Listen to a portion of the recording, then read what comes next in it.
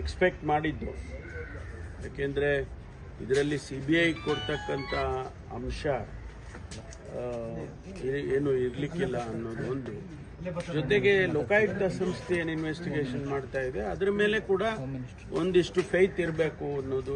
ಅಲ್ಲಿ ನಾವು ಇಂಥ ಸಂದರ್ಭದಲ್ಲಿ ಒಂದು ಇನ್ಸ್ಟಿಟ್ಯೂಷನ್ ಅನ್ನ ಮಾಡಿದ ಮೇಲೆ ಆ ಇನ್ಸ್ಟಿಟ್ಯೂಷನ್ ಮೇಲೆ ಒಂದಿಷ್ಟು ವಿಶ್ವಾಸ ಬೇಕಲ್ವಾ. ಹಾಗಾಗಿ ಲೋಕಾಯುಕ್ತ ಸಂಸ್ಥೆಯ ಮೇಲೆ ಕೋರ್ಟು ವಿಶ್ವಾಸವನ್ನ ಇಟ್ಟು ಈ ರೀತಿ ಆದೇಶ ಮಾಡಿದ್ದಾರೆ ಅಂತ ಹೇಳಿ ನಾನು ಹೇಳ್ಬೋದು.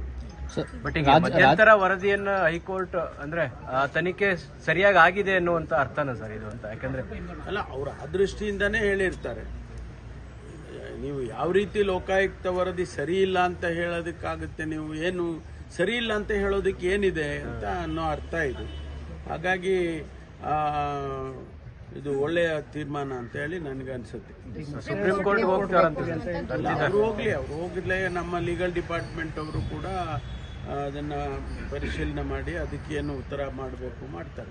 ಇಡಿ ಮತ್ತೊಂದು ಕಡೆ ತನಿಖೆ ನಡೆಸ್ತಾ ಇದೆ ಸರ್, ಅಲ್ಲೂ ಕೂಡ ಇದೇ ರೀತಿಯಾದಂತಹ ಗೆಲುವು ಸಿಗುತ್ತೆ ವಿಶ್ವಾಸ. ನೋಡೋಣ ಮುಂದಿನ ದಿನಗಳಲ್ಲಿ ಅದನ್ನ ಯಾವ ರೀತಿ ಅವ್ರದ್ದೇನು ತೀರ್ಮಾನ ಬರುತ್ತೆ ಅದರ ಮೇಲೆ ಅವಲಂಬಿಸಿರುತ್ತೆ. ರಾಜಕೀಯವಾಗಿ ಒಂದಷ್ಟು ಇಂಬ್ಯಾಲೆನ್ಸ್ಗಳು ಸ್ವಲ್ಪ ಸರಿ ಹೋಗ್ಬೋದಾ ಸರ್? ಇಂಬ್ಯಾಲೆನ್ಸ್ ಅಂದ್ರೆ ಅಲ್ಲ, ಈಗ ವಿರೋಧ ಪಕ್ಷಗಳ ಆರೋಪ, ರಾಜೀನಾಮೆ ಆಗ್ರಹಿಸ್ತಾ ಇದ್ರು, ಈಗ ಅವರಿಗೆ ಉತ್ತರ ಸಿಕ್ಕಿದೆ ಅಲ್ಲ ಇದರಲ್ಲಿ ಅವರಿಗೆ ಉತ್ತರ ಸಿಕ್ಕಿದೆ. ಮತ್ತು ಮಾನ್ಯ ಯಡಿಯೂರಪ್ಪನವರದು ಕೇಸಸ್ನಲ್ಲಿ ಕೂಡ ಅವರಿಗೆ ಒಂದಿಷ್ಟು ರಿಲೀಫ್ ಸಿಕ್ಕಿದೆ ಅಂತ ಹೇಳ್ತಾರೆ. ಕಾನೂನಿನ ತೀರ್ಮಾನಗಳು, ವಿಶೇಷವಾಗಿ ಹೈಕೋರ್ಟ್ನಲ್ಲಿ ಅಥವಾ ಸುಪ್ರೀಂ ಕೋರ್ಟ್ನಲ್ಲಿ ಆಗ್ತಕ್ಕಂಥ ತೀರ್ಮಾನಗಳು ಸ್ವಾಭಾವಿಕವಾಗಿ ನ್ಯಾಯಯುತವಾಗಿರುತ್ತವೆ ಅನ್ನೋದಕ್ಕೆ ಇದು ಒಂದು ಉದಾಹರಣೆ.